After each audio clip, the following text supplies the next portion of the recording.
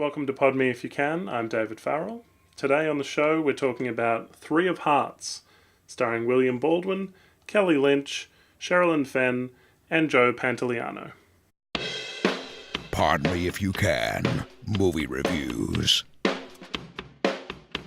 When Connie, Kelly Lynch, gets broken up with by her girlfriend Ellen, Sherilyn Fenn, she enlists the help of Joe, William Baldwin, a male escort, to seduce Ellen and break her heart so she will return to her. The trouble starts when Joe finds himself falling in love with Ellen, while trying to avoid a revenge-hungry ex-con that thinks Joe was responsible for his incarceration. Now, the breakup between Connie and Ellen is not really the focus of the beginning of this film, so you go in with no real insight into their relationship, and not really sure if they are meant to be together and Connie and Ellen, are soulmates or anything. You do get a sense of their relationship in flashbacks. They show these little videos, which are kind of a framework for retrospectively filling in those blanks. The pairing of Joe and Connie is kind of funny, they're unlikely roommates. She's paying him to get her ex-girlfriend back. He thinks he can bed any woman, as he puts it, any woman, anytime, any place, guaranteed. He's very cocky, and he thinks he could even turn a lesbian if it were required. When Connie asks him, "How did you become an escort?" he answers, "I watched too many MacGyver episodes," which didn't really ring true to me. MacGyver's kind of known for getting out of tight situations. Maybe they should have said he really likes James Bond or something. Billy Baldwin does a fine job here. I haven't seen him in much, but I would have enjoyed is his performance in this film. He's kind of a spark that keeps it interesting. And it's supposed to be kind of that light-hearted rom-com. Robert Downey Jr. was interested in the role as well. Joe Pantoliano plays William Baldwin's pimp, and he's running a phone sex operation. He's basically like a budget version of Joe Pesci here, which is fine, because William Baldwin's kind of a budget version of Alec Baldwin as well, so they kind of complement each other here. The film is part erotica. He does seem to have a lot of older women as his clientele, which is fine. He's an in-demand escort, a gigolo.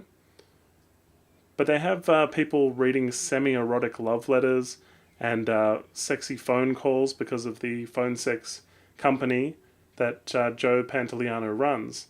So I don't know if this was Risqué for 1993. I know we have a lot of kind of 50 Shades and things on demand, so it's hard to know if this were a really risque element of the film. Kelly Lynch as Connie is not the strongest part of the film.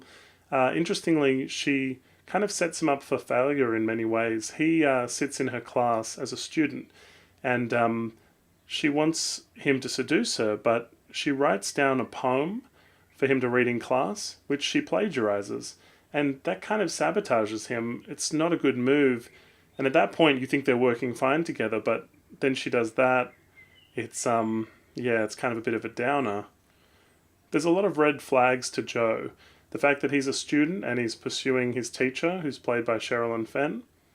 He turns up at her apartment, and instead of saying, "How did you get my address?" because it's not addressed, and Connie doesn't know where her ex-girlfriend now lives. He must have followed her home like some kind of stalker. Instead of saying, "How did you get my address?" she says, "What are you doing here?"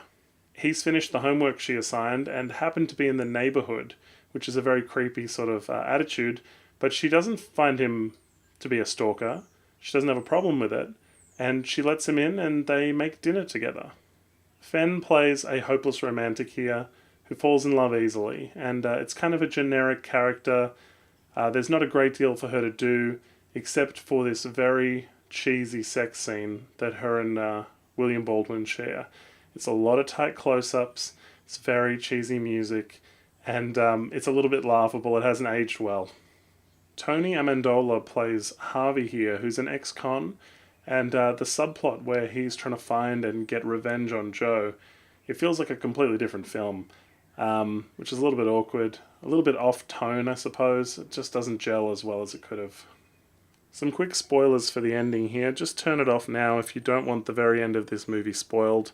It obviously has been, nearly 25 years though, so just be aware.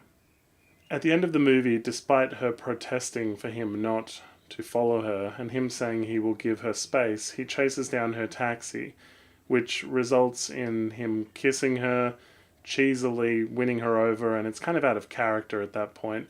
Doesn't feel like it sits right. It feels like the test audience said, well, they've got to end up together, so they did. Also, he has no skills besides being an escort.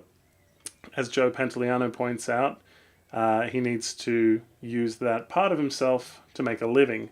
He said maybe he'd go back to school, but to be honest, he's going to be like post-credits, them living together. The reality is going to be, if he goes to school, she's a teacher that had an inappropriate relationship with her student, and they're going to be living off her wages while he goes to school.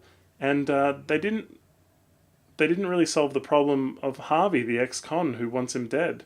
So that, like, they gave him a beating, but, like, they're not quite done with him. So, yeah, it doesn't really feel resolved. It feels like, quick, wrap it up. Okay, they get together. Roll credits, you know? I always think that when you see a romantic comedy, like the credits roll after they get together, try and imagine what the next 3 to 6 months of their relationship would be, and try and think about whether or not the characters would get together. Leave in the comments below your romantic comedy that you think those two would never get together, those two would never last, you know, go the distance. The biggest problem with this film is it takes the easy way out. Whereas you've got 3 characters who are in love, you could have them all fall into bed together. You could have one of them get violent and full of revenge themselves. Even the ex-con situation with Harvey, he's coming after Joe, but that sort of resolves itself really loosely, and it's not very threatening to his life. As well, the heartbreak here is really minimized, and it goes for this really happier ending than it really could have, and for that reason it's probably quite forgettable. Thanks for watching. If you like what you see, please hit the subscribe button. Like us on Facebook and follow us on Twitter. Check out our podcast at www.podmeifyoucan.com.